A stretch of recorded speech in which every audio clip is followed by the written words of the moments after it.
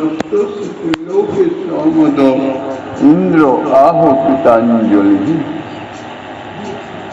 সামান্য নরবালক বুদ্ধিতে শ্রীকৃষ্ণকে অবজ্ঞা করিয়াছেন বলে ইন্দ্র অত্যন্ত লজ্জিত হয়ে নির্জন স্থানে শ্রীকৃষ্ণের নিকটে গমন করলেন এবং তাহার চরণ প্রান্তেই সূর্য তুল্য দীপ্তিশালী নিজ কীর্তি স্পর্শ করে প্রণাম করলেন। অসীম প্রভাবশালী নরাকৃতি পরব্রহ্ম শ্রীকৃষ্ণের গোবর্ধন ধারণাদি মহাপ্রভাব দর্শন করে ও ব্রহ্মাদির নিকট আরো নানাবিধ মহাপ্রভাবের কথা শ্রবণ করে ইন্দ্রের আমি ত্রিভুবনের ঈশ্বর এই যে অভিমান ছিল তাহা চূর্ণ বিচূর্ণ হয়ে গেল। তখন তিনি করজোড়ে শ্রীকৃষ্ণের স্তুতি করতে আরম্ভ করলেন।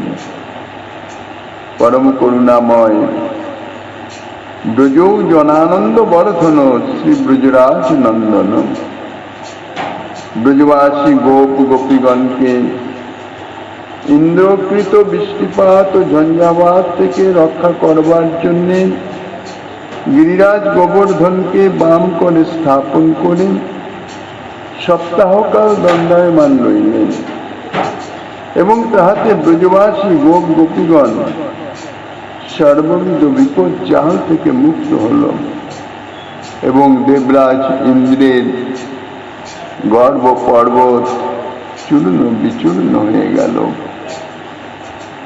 সপ্তাহ আন্তে ব্রজবাসীগণ ব্রজরাজ নন্দনকে নিয়ে যখন নিজ নিজ গৃহে ফিরে এসে পরমানন্দে কালাতিপাত করতে লাগলেন,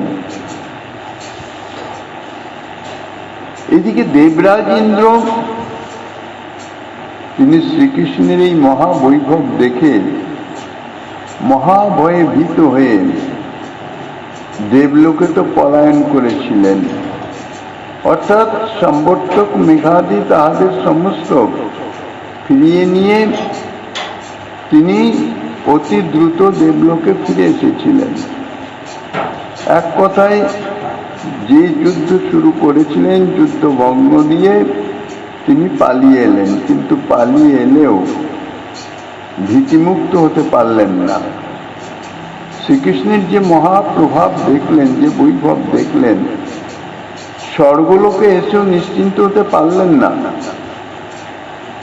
শ্রীকৃষ্ণ যে স্বর্গলোকে অবস্থিত আমাকে দণ্ড প্রদান করতে পারবেন না এ জাতীয় সম্ভাবনা রইল না। এই জন্যে অত্যন্ত ভীত হয়ে গেলেন। শ্রীজীব গোস্বামী পাদ শ্রী গোপাল চম্পু গ্রন্থে বর্ণনা করেছেন, ইতো গত্তা দৈন্যং যত্বা সকল দোজার বিরৌজা ক্ষয়ং গচ্ছন্ন পশ্যৌ ক্ষয়মিচ্ছিন্নিব স্থিত বান্নতু শচী মচিকমত ন চ নির্জর সদসী নির্জর গাম। অর্থাৎ দেবরাজেন্দ্র হতগর্ব হয়ে ব্রজ থেকে অতিদিনভাবে স্বর্গে গমন করলেন। সেখানে গিয়ে তাহার মনে শান্তি হল না। তিনি যেন মহাভয়ে ভীত হয়ে দিন দিন ক্ষীণপ্রাপ্ত হতে লাগলেন, ক্ষয়প্রাপ্ত হতে লাগলেন, শীর্ণ হতে লাগলেন। শচীর সহিত প্রেমালাপ কিংবা দেবসভায় গমন করে দেবকার্য মন্ত্রণাদি ইত্যাদি কোনো কিছুই তিনি করতে পারলেন না। সমস্ত কিছু একবার পরিত্যাগ করে নিরন্তর তিনি অমরাবতীর এক নিভৃত কক্ষেই কালক্ষেপ করতে লাগলেন। দেবরাজের এই অবস্থার সংবাদ পেয়ে একদিন দেবগুরু বৃহস্পতি তাহার নিকটে আগমন করলেন। দেবগুরু বৃহস্পতি দেবরাজের নিকটে এসে তাহাকে ভর্ৎসনা করে বললেন, হে দেবরাজ, যদিও তুমি জিষ্ণু, অর্থাৎ তোমার এক নাম জিষ্ণু, অর্থাৎ অসুর বিজয়ী, তথাপি তুমি তো শ্রীকৃষ্ণ চরণ ভজন করো নাই, এই জন্যে কোনো প্রকার উন্নতি লাভ তুমি করতে পারবে না। কেননা চন্দ্র ব্যতীত কি কোনো বনস্পতির জীবন রক্ষা হয়? চন্দ্রের কিরণে, স্নিগ্ধ কিরণে বনস্পতির জীবনী শক্তি। তুমি সহস্র নয়ন সম্বলিত হয়েও তুমি এমন অন্ধ হয়ে গেছো যে এতে বিস্মিত হওয়ার কোনোই কারণ নাই। যেহেতু তুমি দেবরাজ, স্বর্গের তুমি অধিপতি, এই জন্য এই অহংকারে, এই অভিমানে তুমি অন্ধ হয়ে গেছো। অভিমান অনন্ত। তোমার স্বর্গরাজ্যের অতুল ঐশ্বর্যই হচ্ছে তোমার কাল। এই অতুল ঐশ্বর্যই তোমাকে অভিমান পর্বতে আরোহণ করিয়ে তোমার সহস্র নয়ন থাকতেও তোমাকে অন্ধ করে রেখেছে। দেবগুরু বৃহস্পতি যখন এই রকম ভৎসনাক বাক্য প্রয়োগ করতে লাগলেন, তখন দেবরাজ ইন্দ্র বলছেন অত্যন্ত বিনীত ভাবে, কারণ দেবরাজ ইন্দ্র তো তার যে গর্ব ছিল, যে অহংকার ছিল, যে শক্তিমত্তা শ্রীকৃষ্ণের বিরুদ্ধে প্রকাশ করেছিলেন, তা চূর্ণ বিচূর্ণ হয়ে গেছে। এখন প্রাণ ভয়ে ভীত, কি করে প্রাণ রক্ষা হবে? যে মহৎ অপরাধ করে ফেলেছি, এ থেকে কি করে রক্ষা পাবো, সেই চিন্তায় ব্যতিব্যস্ত। এখন সেক্ষেত্রে শ্রী গুরুদেবই একমাত্র সহায়কারী। বিপদ থেকে তিনি পরামর্শ দিয়ে উদ্ধার করতে পারেন। কি করা উচিত, কি অনুচিত, সেটা তিনি বলতে পারেন। তাই দেবরাজ ইন্দ্র বলছেন, হে গুরুদেব, আমি ব্রজভূমি ধ্বংস করবার জন্য যে দুশ্চেষ্টা করেছি, মানে যে চেষ্টা করেছি সেটা অত্যন্ত জঘন্যতম, তা প্রকৃতপক্ষেই ভীষণ অন্যায় হয়ে গেছে এবং নিতান্ত অবিচারের কার্য হয়ে গেছে, করে ফেলেছি আমি। এখন সম্প্রতি আমার কিসে সেই অপরাধ থেকে মোচন হবে? আপনি কৃপা করে তাহার উপদেশ প্রদান করুন। কারণ যা ঘটবার তা তো ঘটে গেছে। আমি অভিমানে অন্ধ হয়েছি, আপনার প্রতিটি কথাই সত্য, এবং সেই অন্ধ হয়ে আমি যে দুষ্কার্য করে বসেছি, যে মহা অপরাধ করে বসেছি, এখন এর থেকে আমি কি করে পরিত্রাণ পাব? আপনি সেই উপদেশ কৃপা করে আমায় প্রদান করুন। অত্যন্ত বিনীত কাতর ভাবে যখন দেবরাজ দেবগুরু বৃহস্পতির নিকট এইরূপ প্রার্থনা করলেন, উপদেশ প্রার্থনা করলেন, রক্ষার উপায় প্রার্থনা করলেন, দেবরাজের কাতর প্রার্থনা বাক্য শুনে দেবগুরু বৃহস্পতি বললেন, হে দেবরাজ, একমাত্র ব্রহ্মাই তোমার এই দুঃসময়ের সৎ পরামর্শ প্রদান করতে সমর্থন। কেননা তিনি বিধাতা। তোমার যখনই কোনো না কোনো বিপদ আপদ ইত্যাদি আসে, স্বর্গের উপর হামলা হয় ইত্যাদি যাই হোক, তখন তোমরা তো ব্রহ্মাদি শরণাপন্ন হও। তিনি তোমাদের উপদেশ দিয়ে বা কার্যাবলী ইত্যাদি যার মাধ্যমে তোমাদের সৎ পরামর্শ প্রদান করেন। কাজে তুমি যে দুষ্কার্য করে বসেছ, এখন তুমি কিভাবে তা থেকে উদ্ধার পাবে সে বিষয়ে একমাত্র ব্রহ্মাই সৎ পরামর্শ প্রদান করতে সমর্থ। অতএব তুমি সত্তর, অতি সত্তর তার নিকট গমন করো। বৃহস্পতির আদেশ পেয়ে দেবরাজ ইন্দ্র তখন ব্রহ্মলোকে গমন করলেন এবং ব্রহ্মার নিকটে বিস্তৃতভাবে নিজকৃত যে অপরাধ অর্থাৎ যে দুষ্কার্য তিনি করেছেন পুঙ্খানুপুঙ্খ রূপে তাহা বর্ণনা করলেন। দেবরাজের কথা শুনে ব্রহ্মা উত্তর দিচ্ছেন, হায় হায়, তুমি বিবুধাধিপতি হয়েও অবুধের মতন কার্য করেছ। অর্থাৎ জ্ঞানবান হয়েও তুমি সম্পূর্ণ অজ্ঞানীর ন্যায় কাজ করেছ। সেই সঙ্গে সঙ্গে অপ্রতিকার্য মহা অপরাধ ঘটে গেছে, অর্থাৎ যে অপরাধের কোনো প্রতিকার নাই। তোমার এই অপরাধের কথা একবার মাত্র কর্ণগোচর হলেই বিজ্ঞগণ সাবধান হয়ে কর্ণপিধান করবেন, অর্থাৎ কর্ণদ্বয় বন্ধ করে দেবেন। তোমার এই অপরাধের কথা শোনাও অপরাধজনক, অর্থাৎ তুমি যে কার্য করেছ সেই কার্যের কথা শোনাটাও অপরাধজনক। কিন্তু কি করব, আমি সৃষ্টিকর্তা, সৃষ্টির রক্ষার বিধান করবার জন্যে তোমাকে উপদেশ আমাকে দিতেই হবে, নইলে তোমার কথা শোনার যোগ্য নয়। উপদেশ প্রদান তো পরের কথা, তাই তোমাকে উপদেশ প্রদান করতে প্রবৃত্ত হইতেছি। আমি নিজেই এরকম একটা দুষ্কার্য করে বসেছিলাম। কিছুদিন পূর্বে আমি একবার শ্রীকৃষ্ণের মহিমা জানতে গিয়ে মহাধৃষ্টতা প্রকাশ করেছিলাম।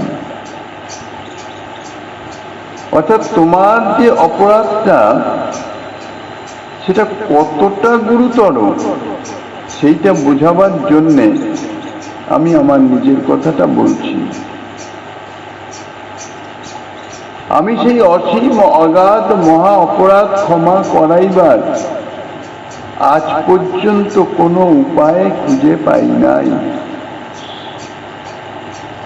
কিন্তু গৌতমাদি ঋষিগণ বলে থাকেন যে প্রত্যহ গোগণের অঙ্গ কণ্ডুয়ন, গোগ্রাস দান এবং গো প্রদক্ষিণ করবে। গোগণ যাহাদের উপর প্রসন্ন থাকেন, শ্রী গোপাল দেবও তাহাদের উপর প্রসন্ন হয়ে যান। অতএব গো জাতিতে স্বাভাবিক প্রীতিমান যে শ্রী ভগবান, তাকে যদি তুমি যথার্থ সন্তুষ্ট করতে চাও, তাহলে গোজাতি জননী সুরভি মাতার নিকট গমন করো। নচেত তোমার যা অপরাধ হয়েছে তা থেকে মুক্তি পাওয়ার কোনো দ্বিতীয় পন্থা নাই। আর অসুরগণের অত্যাচারে সত্তরই সুরগণের ভীতি সঞ্চারিত হবে, তাহাতে সন্দেহ নাই। কেননা অপরাধ সংগঠিত হলে তাহার যশ, কীর্তি, আয়ুর, সম্পদ সমস্ত কিছু নষ্ট হয়ে যায়। আর দেবলোকের ঐশ্বর্যগুলো নষ্ট হবে কিছু অসুরের আক্রমণে। দেবগণকে পরাজিত করে স্বর্গলোক দখল করে বসবে। ব্রহ্মার আদেশে ইন্দ্র তখন ব্রহ্মলোক থেকে সুরভি লোকে গমন করলেন এবং গোমাতা সুরভিকে নিজের অপরাধ বৃত্তান্ত বর্ণনা করে তাহাকে সঙ্গে করে ব্রজভূমির দিকে অগ্রসর হলেন। গোমাতা মাতৃজাতি তো স্বাভাবিক করুণা পরায়ণ, করুণাবর। ব্রহ্মার আদেশে ইন্দ্র যে স্থানে সুরভির নিকট গমন করেছিলেন সেই স্থানেই হইতেছে শ্রীমদ্ ভাগবতে বর্ণিত গোলোক। গোলোক, গোমাতা যেখানে অবস্থান করেন শ্রী ভগবানের সেটি নিত্যধাম। সেই যে নিত্যধাম গোলোক, তাহা চতুর্দশ ভুবনাত্মক ব্রহ্মাণ্ডের অতীত।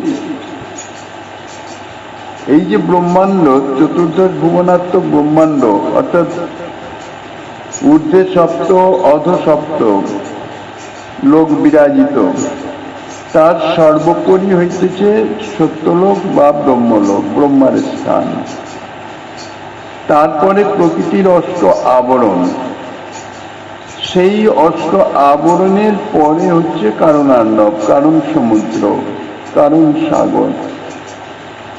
কারণ সাগরের পরে হচ্ছে সিদ্ধলোক। সিদ্ধলোক অর্থাৎ যাহারা সাযুজ্য মুক্তি প্রাপ্ত হন, ব্রহ্মের সঙ্গে লীন হয়ে যান, সেই লোক। সেখানে জ্যোতির্রূপে ব্রহ্ম বিরাজিত। তারপরে হচ্ছে পরম ব্রহ্মস্থিত অনন্ত বৈকুণ্ঠ ধাম। সেই অনন্ত বৈকুণ্ঠ ধামেরও সর্বোপরি হইতেছে এই গোলক। কিন্তু ইন্দ্র যে গোলকে অর্থাৎ সুরবিলোকে গমন করলেন, সেটি কিন্তু সেই নিত্যধাম গোলক নয়। কেননা সেখানে দেবরাজ ইন্দ্রের যাওয়ার অধিকার নাই। যত যত শ্রী ভগবত ধাম আছেন, তার সমস্তই ব্রহ্মাণ্ডের মধ্যে প্রকটিত হন, প্রকটিত থাকেন। এই যে সুরবিলোকে গমন করেছিলেন ইন্দ্র, গোলক অর্থাৎ সুরবিলোক, সেটি ব্রহ্মাণ্ডেরই মধ্যবর্তী এবং ব্রহ্মলোকের উপরিভাগে অবস্থিত। ব্রহ্মলোক বা সত্যলোকের উপরে যে প্রকৃতির অষ্ট আবরণ, তার নিম্নে এই মধ্যবর্তী স্থানে। এ সম্বন্ধে হরিবংশে বর্ণিত আছে, স্বর্গাদূর্ধ্বং ব্রহ্মলোক ব্রহ্মর্ষিগণ সেবিতঃ তত্র সমগতি চৈব জ্যোতিষাঞ্চ মহাত্মনাম তস্য পরি গবাং লোক সাধ্যাস্তং পালয়ন্তি। দেবগণের নিবাস স্থান স্বর্গলোকের ঊর্ধ্বভাগে, অর্থাৎ স্বর্গলোকের পরে মহলোক, জনলোক, তপলোক, তারপরে ব্রহ্মলোক। সেই ব্রহ্মলোক অবস্থিত এবং ব্রহ্মর্ষিগণ নিরন্তর সেই স্থানের সেবন করে থাকেন, অর্থাৎ সেই স্থানে অবস্থান করেন ব্রহ্মার সঙ্গে। সমগতি অর্থাৎ কর্মফলের সেই পর্যন্তই সীমা। যারা কর্মমার্গ সাধন অবলম্বন করেন, স্বধর্ম যথারীতি স্বধর্ম পালন করেন, যাগ যজ্ঞাদি অর্থাৎ বর্ণধর্ম আশ্রম ধর্মের মাধ্যমে যাগ যজ্ঞাদি কর্মের অর্থাৎ স্বধর্মের অনুষ্ঠান করেন, এই রকম শতজন্ম যদি স্বধর্ম পরায়ণ হন, ঠিকভাবে স্বধর্ম পালন করেন, কোনো ত্রুটি বিচ্যুতি না হয়, তাহলে ব্রহ্মলোক প্রাপ্ত হন এবং ব্রহ্মপদ প্রাপ্ত হন। আর এই ব্রহ্মলোক প্রাপ্তি ইহাই হচ্ছে কর্মমার্গের সর্বশ্রেষ্ঠ ফল, অর্থাৎ কর্মসাধনার, যাগযজ্ঞ ইত্যাদি কর্মসাধনার সর্বশ্রেষ্ঠ ফল হচ্ছে ব্রহ্মলোক প্রাপ্তি। জ্ঞানমার্গের সাধনার সর্বশ্রেষ্ঠ ফল হচ্ছে সিদ্ধলোক, অর্থাৎ ব্রহ্মলীন হয়ে যাওয়া। যোগমার্গের সর্বশ্রেষ্ঠ হচ্ছে পরমাত্মার সঙ্গে মিলন। আর ভক্তি মার্গে সর্বশ্রেষ্ঠ সর্বোত্তম প্রাপ্তি হচ্ছে ব্রজেন্দ্র নন্দন শ্রীকৃষ্ণের সেবা প্রাপ্তি।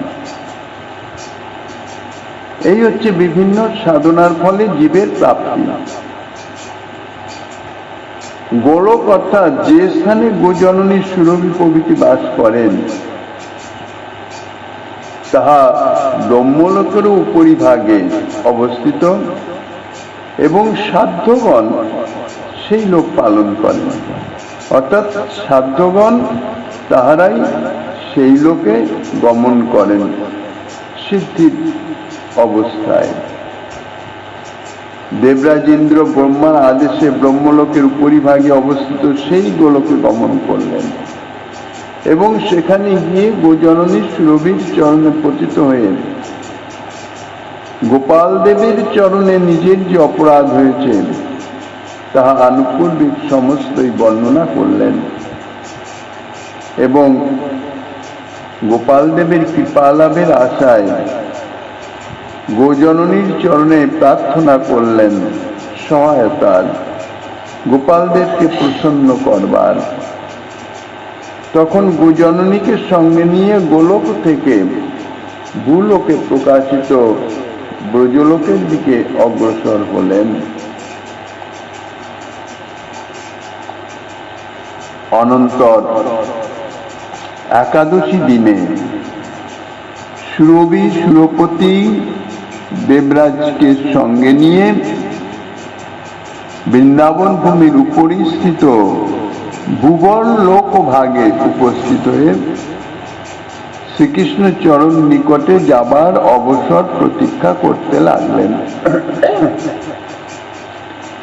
এই ভূলোকের ঠিক ঊর্ধ্বভাগে হচ্ছে ভুবন লোক, যেটাকে অন্তরিক্ষ জগৎ বলে। তার উপরে হচ্ছে স্বর্গলোক। তা ব্রহ্মলোকের উপরিভাগী যে গোলক, সেখান থেকে দেবরাজ ইন্দ্রকে সঙ্গে নিয়ে সুরভি মাতা এসে এই ভ্রুবল লোকে অর্থাৎ অন্তরিক্ষে অবস্থান করতে লাগলেন শ্রীকৃষ্ণের সঙ্গে মিলিত হবার জন্যে। শ্রীকৃষ্ণকে একা পাবেন তবে তো তানার সঙ্গে মিলিত হবেন, আবেদন নিবেদন করবেন। শ্রীকৃষ্ণকে সঙ্গে দেখা করার জন্য তো আর নন্দভবনে যেতে পারেন না, এই জন্যে অপেক্ষা করতে লাগলেন। তারপর গোবর্ধন তটভূমিতে শ্রীকৃষ্ণকে দেখে সুরভি মাতা ইন্দ্রকে বললেন, দেখো দেখো, আমাদের সম্মুখস্থ ব্রজভূমিতে মেঘরূপে যাহা পরিদৃশ্যমান হইতেছে তাহা মেঘ নহে, তিনি হচ্ছেন গোবর্ধনধারী শ্রীকৃষ্ণ। আর যাহা বিদ্যুৎ বলে মনে হচ্ছে, মেঘের মধ্যে বিদ্যুৎ থাকে তো, তাহা বিদ্যুৎ নয়, শ্রীকৃষ্ণের পীত বসন, স্থির বিদ্যুৎ। মেঘের বিদ্যুৎ চঞ্চল, ক্ষণিক দর্শন দিয়েই অদর্শন, আর এ হচ্ছে স্থির বিজুলি। আর যাহাকে মেঘের মন্দ গর্জন বলে মনে হইতেছে, তাহা মন্দ গর্জন নহে, শ্রীকৃষ্ণই গোপবালকগণের সঙ্গে নর্মালাপ করিতেছেন। দেখো দেখো, বিষ্ণু বাহন পক্ষীরাজ গরুড় আমাদের উপরিভাগ স্থিত আকাশপথে অবস্থিত হয়ে শ্রীকৃষ্ণ কৃপা প্রাপ্তির আশায় ছত্রের ন্যায় ছায়া প্রসারণ করিতেছেন। হে দেবরাজ, ব্রজভূমির দিকে দৃষ্টিপাত করে দেখো শ্রীকৃষ্ণ কেমন অভিনব ভঙ্গিতে বসে আছেন। কিভাবে বসে আছেন বর্ণনা করছেন। শ্রীকৃষ্ণ গোবর্ধন পর্বতের সমাশ্রিত রত্নশিলার উপরে উপবিষ্ট হয়ে বাম উরুর উপরিভাগে সংন্যস্ত দক্ষিণ চরণ কমলের উপর বাম কর বিন্যাস করে দক্ষিণ করে মুরলী ধারণ পূর্বক যেভাবে হাস্য সমন্বিত দৃষ্টি সঞ্চার করিতেছেন, অর্থাৎ তাঁর বদনে তো স্মিত হাসি বিরাজমান, নয়নেও যেন সেই হাসি, অর্থাৎ মনের প্রসন্নতা থাকলে তবেই তো সহাস্য বদন হয়। সেই হাসি যেন দৃষ্টিতেও প্রকাশিত হচ্ছে, চতুর্দিকে ছড়িয়ে পড়ছে। তাতে মনে হচ্ছে যেন তিনি অবিরল করুণা ধারা বর্ষণ করিতেছেন।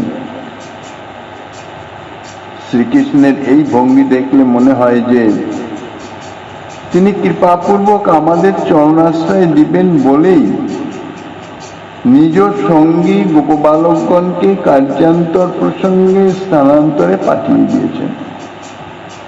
সুরভি মাতা দেবরাজকে বলছেন যে শ্রীকৃষ্ণ আমাদের কৃপা করবেন বলে তিনি একাকী অবস্থান করিতেছেন।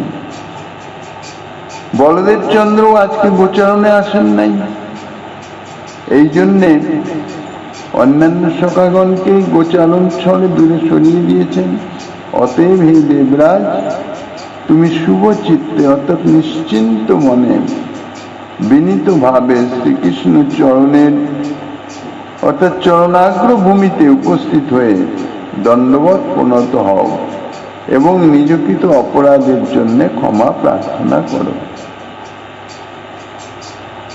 দেবরাজ ইন্দ্র ব্রহ্মার আদেশে ব্রহ্মলোকের উদ্দেশিত গোলকে গমন করে সুরভি মাতার নিকট নিজ মহা অপরাধের কথা বর্ণনা করেছেন এবং তাহাকে সঙ্গে নিয়ে ভূলোকের উপরিস্থিত ভুবন লোকে আগমন করেছেন। তারপর সুরভি মাতা সেই স্থান থেকেই দেবরাজকে গোবর্ধন পর্বত তটস্থিত রত্নশিলার উপরে সমুপবিষ্ট শ্রীকৃষ্ণকে দেখালেন এবং তাহার চরণে শরণাগত হয়ে অপরাধের ক্ষমা ভিক্ষা করবার জন্য তাকে পরিচিত করলেন, উৎসাহিত করলেন। ইন্দ্র তখন মনে মনে চিন্তা করলেন যে আমি যার তার কাছে অপরাধ করি নাই, অর্থাৎ যার নিকট অপরাধ করেছি তিনি সাধারণ কেউ নন, অখিল ব্রহ্মাণ্ডপতি শ্রীকৃষ্ণের চরণে আমি অপরাধ করেছি। সুতরাং একমাত্র তিনি ছাড়া কেউই আমার এই অপরাধ মার্জনা করিতে পারেন না। এমনি যার কাছে অপরাধ হয় তিনি প্রভাবশালী হন আর সাধারণই হন, তার নিকটেই ক্ষমা প্রার্থনা করতে হয়। তিনি ক্ষমা না করলে সে অপরাধ লালন হয় না।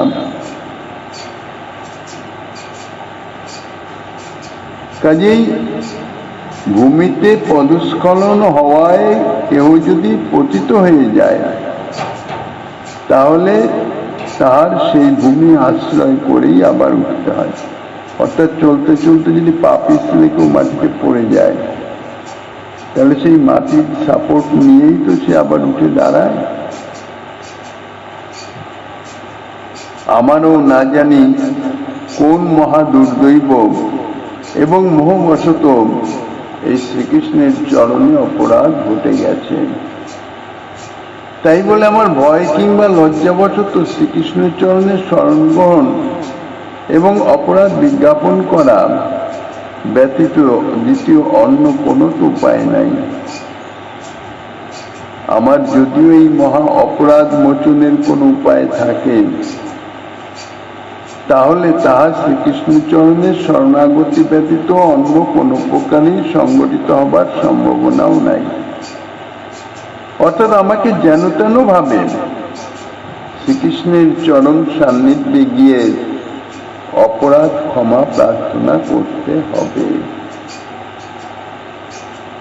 মনে মনে স্বাভাবিক অত্যন্ত লজ্জিত মনে, ভয় তো আছে, তারপর লজ্জাও আছে। শ্রীকৃষ্ণের প্রতি এই জাতীয় ব্যবহার করে বসে আছেন, তা সত্ত্বেও যেতেই হবে, এছাড়া কোনো উপায় নাই। আর যত শীঘ্র অপরাধ খালন হবে তত শীঘ্র তিনি মুক্ত হবেন। তা নইলে তাঁর সমস্ত যে শক্তি ইত্যাদি সব ধীরে ধীরে ক্ষীণ হয়েতে থাকবে এবং অসুরগণ আক্রমণ করে স্বর্গলোক দখল করে নেবে, বিতাড়িত হয়ে যাবে, কেন কোনো শক্তিই থাকবে না। এই জন্যে তিনি ধীরে ধীরে ভূগোললোক থেকে ভূলোকে আগমন করতে আরম্ভ করলেন, প্রবৃত্ত হলেন। শ্রীকৃষ্ণের চরণ নিকটে উপস্থিত হওয়ার সময় দেবরাজ ইন্দ্র নিজ বাহন ঐরাবত এবং নিজ পার্শ্বদগণকে স্বর্গেই রেখে এসেছিলেন। এখানে তিনি ঐরাবতে চড়ে আসেন নাই বা ব্রহ্মার নিকটেও ঐরাবতে চড়ে যান নাই, কেননা দেবরাজ ইন্দ্র নিজেকে সত্যি সত্যিই অপরাধী বোধ করছেন, অর্থাৎ অত্যন্ত দিনহীন কাঙাল মহা অপরাধী। ঐরাবতে আরোহণ করে যদি যান সেখানে তার যে গর্ব, সম্মান, মর্যাদা ইত্যাদি প্রকাশিত হয়, একজন অপরাধী সেগুলি থাকে না। সেই জন্য তিনি দিন দেশে একাকী গিয়েছিলেন ব্রহ্মার সান্নিধ্যে, ঐরাবতে চলে যান নাই, অর্থাৎ কোনো বাহনে যান নাই। বাহনে আরোহণ করে যাওয়া সেটি একটা ঐশ্বর্যের প্রকাশ, অর্থাৎ একটা প্রভাবের প্রকাশ। তাই নিজ বাহন ঐরাবত এবং অন্যান্য দেবগণ তাদের স্বর্গলোকেই রেখেছিলেন, একাকী গিয়েছিলেন। কেননা বিনীতভাবে বিনীত বেশে শ্রীকৃষ্ণের চরণ নিকটে উপস্থিত না হলে শরণাগতির ভাব তো প্রকাশ হবে না। যিনি চরণের শরণ গ্রহণ করবেন তাঁর সর্বাত্মক দৈন্যতাই হচ্ছে প্রধান উপায়, প্রধান সহায়। মনে মনে শরণাগতি এবং প্রকাশ্যে যানবাহন এবং মিত্র ভৃত্য পার্শ্বদ আদি পরিবেষ্টিত হয়ে যদি শ্রীকৃষ্ণের চরণে উপস্থিত হন, তাহলে মনে যতই শরণাগতির ভাব থাকুক না কেন, শরণাগতির অপেক্ষা বাহ্যিকভাবে ঔদ্ধত্যের ভাবই প্রকাশিত হয়ে থাকে। সেই জন্য দেবরাজ ইন্দ্র তাহার বাহন এবং পার্শ্বদ পাত্র মিত্র ইত্যাদি তাদের নিজের থেকে দূরে, অর্থাৎ দেবলোকেই রেখে গিয়েছিলেন। এমনকি তাহার পরম সহায় যে সুরভী মাতা, যিনি সঙ্গে করে শ্রীকৃষ্ণ সান্নিধ্যে নিয়ে এসেছেন, সেই সুরভী মাতাকে পর্যন্ত দূরেই রাখলেন, অর্থাৎ ভূগোললোকেই অবস্থান করিয়ে একাকী গললগ্নিকৃত বাসে ধীরে ধীরে শ্রীকৃষ্ণের চরণ নিকটে অগ্রসর হতে লাগলেন। কলিযুগ পাবন অবতার শ্রীশ্রীমান মহাপ্রভু যখন রামকেলি থেকে শ্রী বৃন্দাবন গমনে প্রবৃত্ত হয়েছিলেন, তখন তিনি তাহার সঙ্গে সঙ্গে অসংখ্য লোক যেতে দেখে মনে মনে বিবেচনা করেছিলেন। অর্থাৎ রামকেলি গ্রামে যখন রূপ গোস্বামীপাদ, সনাতন গোস্বামীপাদ, অর্থাৎ সাকর মল্লিক এবং দবির ঘাস, তখনকার সেই নামই ছিল, কেননা শ্রীরূপ শ্রী সনাতন নাম শ্রীমান মহাপ্রভুর প্রদত্ত। তাঁরা অত্যন্ত দীনবেশে দন্তের চিহ্ন ধারণ করে, গলাতে কুঠারি ধরে, মস্তকে কাষ্ঠ ইত্যাদি ভার নিয়ে প্রভুর চরণে শরণাগত হয়েছিলেন। প্রভু তাঁদের কৃপা করার পরে যখন বিদায় গ্রহণ করেছিলেন, তখন সনাতন গোস্বামীপাদ মহাপ্রভুকে বলেছিলেন, যার সঙ্গে হয় এই লোক লক্ষ কোটি, বৃন্দাবন যাত্রার এ নহে পরিপাটি। শ্রীমন মহাপ্রভু বৃন্দাবন যাচ্ছেন, বৃন্দাবন যাওয়ার রাস্তা এটা নয়। বৃন্দাবন যেতে যেতে তিনি রামকেলি গ্রামের দিকে কেন এলেন, সে সম্বন্ধে অন্য কোনো পার্শ্বদ কেউই কিছু গুণাক্ষরে বুঝতে পারেন নাই। রামকেলি গ্রামে আসার প্রভুর মুখ্য উদ্দেশ্য হচ্ছে রূপ সনাতন গোস্বামীপাদকে কৃপা করা। রাত্রির বেলা মধ্যরাত্রিতে এসেছিলেন, কৃপা প্রাপ্ত হয়ে, উপদেশাদি প্রাপ্ত হয়ে, তারপরে যাওয়ার সময় সনাতন গোস্বামীপাদ এই কথা বলেছিলেন। কেননা মহাপ্রভুর সঙ্গে লক্ষ লক্ষ লোক, যিনি একবার দর্শন পান তিনি আর সঙ্গ ছাড়েন না, সঙ্গে সঙ্গে চলছেন। প্রভু প্রথমে সেটি সর্বান্তর্যামী হলেও লৌকিক লীলায় তিনি কথাটা ঠিক গুরুত্ব দেন নাই। সেখান থেকে তিনি যখন অগ্রসর হয়ে কানাই নাটশালায় গিয়ে পৌঁছালেন, তখন সনাতন গোস্বামী পাদের এই কথাটা তার মনে প্রকাশিত হলো। তিনি তখন মনে মনে চিন্তা করলেন, সত্যই তো, বৃন্দাবন প্রেমভূমি, নির্জন স্থান, সেখানে একাকী অথবা সঙ্গে একেবারে অন্তরঙ্গ একজনকে নিয়ে যাওয়া যায়।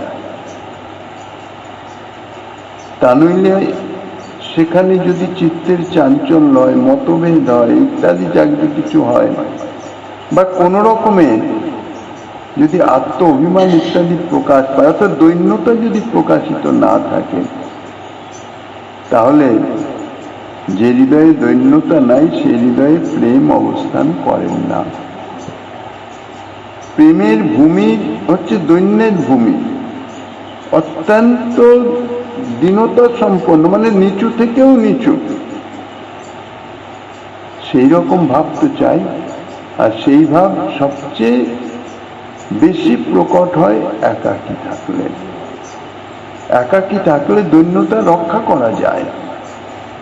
হৃদয়ে আসলেও তাহা রক্ষা সবসময় করা যায় না। যদি কেউ সঙ্গে থাকে, দুজন পাঁচজন যদি সেরকম প্রভাবশালী থাকে, তাহলে ব্যবহার লৌকিকতায় এগুলি মেটাতে গিয়ে দৈন্যতার হানি হয়ে যায়। এই জন্য সর্বোৎকৃষ্ট হইতেছে একাকী। বৃন্দাবন ধামে একাকী যাওয়া উচিত। আর আমি লক্ষ লক্ষ লোক নিয়ে যেন বিশাল মানে সেই বাজিকরের বাজি করে চলেছি বৃন্দাবনে। মহাপ্রভু তখন সেখান থেকে আবার নীলাচলে প্রত্যাগমন করেছিলেন।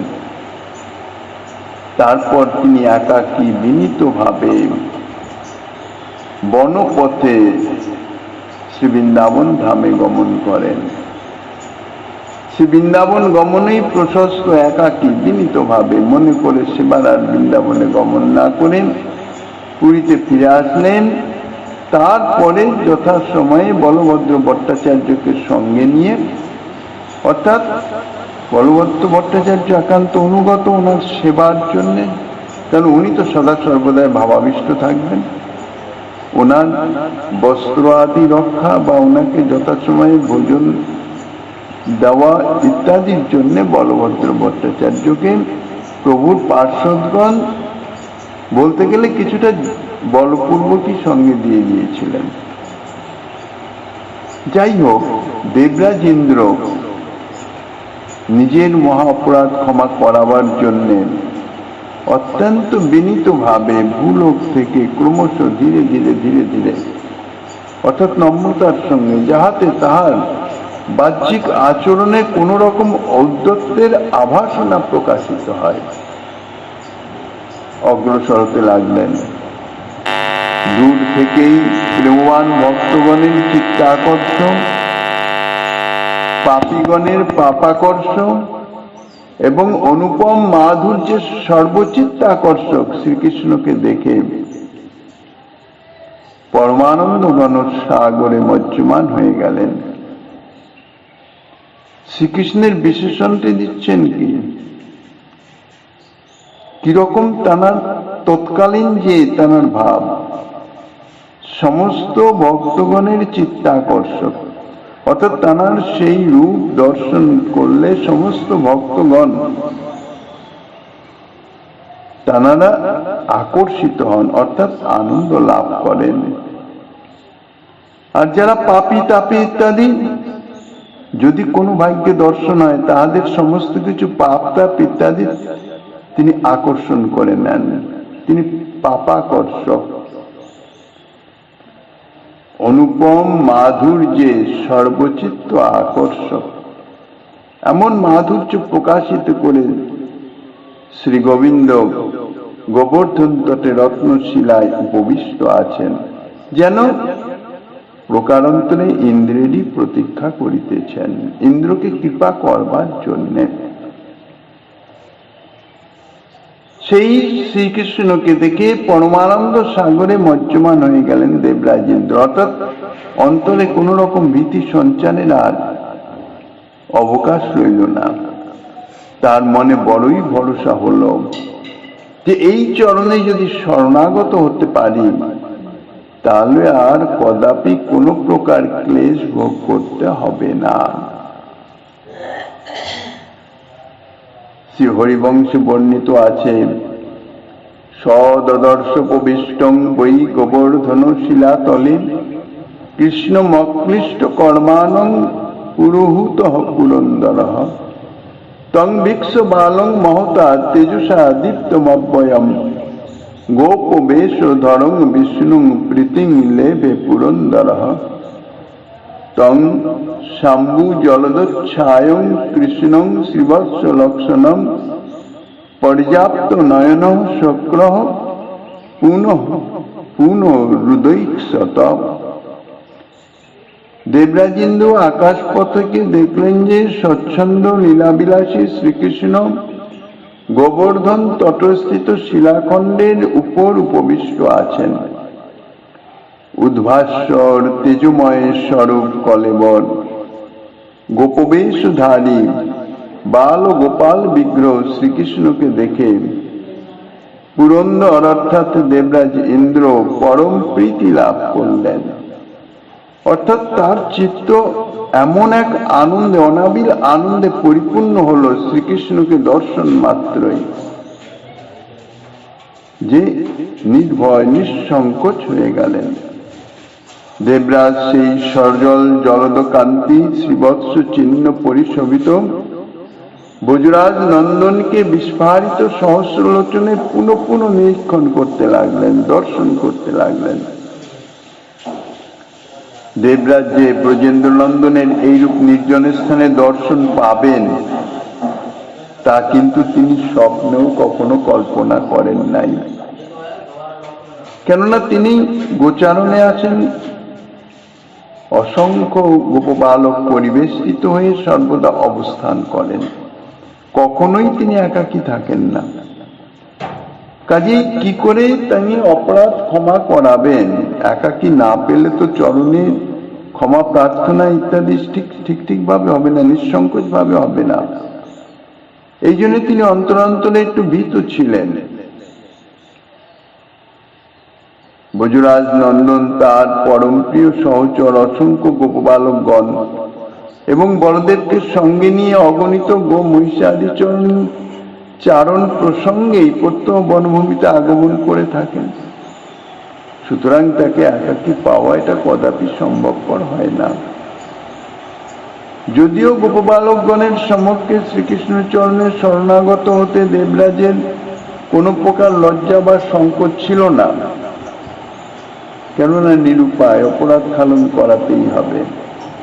তথাপি তাহার সহস্র নয়ন সমন্বিত সুদীর্ঘ কলেবর দেখলে স্বাভাবিক গোপবালকগণ, যাহারা বিশুদ্ধ মাধুর্যে অবস্থিত, সরল সহজ, তার সেই বিশাল কলেবর দেখলে তারা ভীত হয়ে যেতে পারেন এবং সেই পার্শ্বদগণের মনে উদ্বেগ সৃষ্টির জন্যে শ্রীকৃষ্ণের কৃপা এবং প্রসন্নতা লাভ সুদূর পরাহত হয়ে যেতে পারে। এই জন্য তিনি শ্রীকৃষ্ণ চরণে উপস্থিত হতে মনে মনে একটু ইতস্তত করছিলেন, আগের থেকে ইতস্তত করছিলেন শ্রীকৃষ্ণ দর্শনের আগে। কেন কল্পনা তো করেন নাই শ্রীকৃষ্ণকে একাকী পাবেন, কিন্তু শরণাগত বৎসল ইন্দ্র তো আগে থেকেই মনে মনে শ্রীকৃষ্ণ চরণে শরণাগত হয়েই গেছেন। তাই শরণাগত বৎসল শ্রীকৃষ্ণ পূর্ব থেকেই দেবরাজের মনের মতো ব্যবস্থা করে রেখেছেন, যাতে তার শরণাগতি প্রকাশে শ্রীকৃষ্ণ চরণের শরণ গ্রহণ করা, দৈন্য বিজ্ঞাপন করা, অপরাধ খালনের জন্য প্রার্থনা করার কোন রকম সংকোচ না থাকে। তিনি দেবরাজের আগমন জানতে পেরেই নিজ সঙ্গী গোপবালকগণকে সুকোমল তৃণপূর্ণ সুবিস্তৃত ক্ষেত্রের অনুসন্ধান ছলে গোবর্ধন পর্বতের অপর প্রান্তে পাঠিয়ে দিয়ে গোবর্ধন তটস্থিত রত্নশিলার উপর উপবেশন করে যেন দেবরাজকে কৃতার্থ করবার জন্যেই কৃপা ভাণ্ডারের দ্বার উদ্ঘাটন করে দেবরাজের ওই আগমন প্রতীক্ষা করিতেছিলেন। শ্রীকৃষ্ণের এই লীলায় এটা স্পষ্ট প্রতীয়মান হয় যে তিনি এত করুণাময়, এত কৃপাময় যে তার চরণে শরণাগত হওয়া তো দূরের কথা, পরের কথা, যারা শ্রীকৃষ্ণ চরণে শরণাগত হওয়ার সংকল্পও করেন, অর্থাৎ মনে মনে ভাবনাও করেন, নিষ্কপট ভাবে সরলতার সঙ্গে শ্রীকৃষ্ণ তাদের উপরেও প্রসন্ন হয়ে যান এবং তাহাদের শরণাগত হওয়ার পূর্ব থেকেই তিনি কৃপা করবার জন্য প্রস্তুত হয়ে থাকেন। যাহারা এমন করুণাময়ের চরণের শরণাগতিকে উপেক্ষা করে নিজ আত্মশক্তিতে তার তত্ত্ব অনুসন্ধানের জন্য চেষ্টা করেন, তাদের মতো মহাভ্রান্ত আর কেহ নাই। এইভাবে শ্রীকৃষ্ণ দেবরাজ ইন্দ্রকে কৃপা করবার জন্য ইন্দ্রের আগমন প্রতীক্ষায় অবস্থান করিতেছেন, আর ইন্দ্র শরণাগত হয়ে শ্রীকৃষ্ণ চরণ সান্নিধ্যে উপস্থিত হওয়ার জন্য অগ্রসর হচ্ছেন। কিভাবে মিলিত হলেন, কিভাবে স্তুতি নতি প্রার্থনা করলেন, শ্রীমদ মহাপ্রভু গিরিধারের কৃপা হলেন। আগামী দিন আস্বাদনের বাসনা রেখে অধ্যকার ভাগবতী কথার এখানেই বিশ্রাম।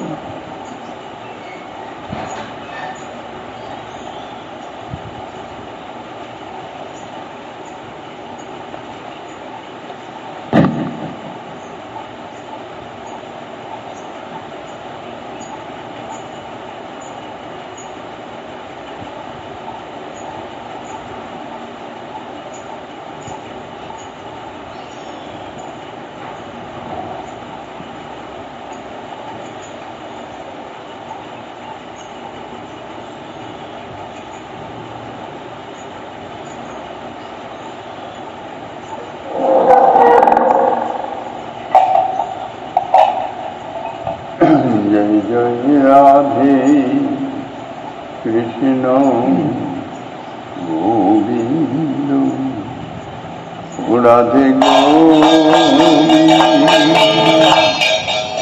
রাধে গোবিন্দ।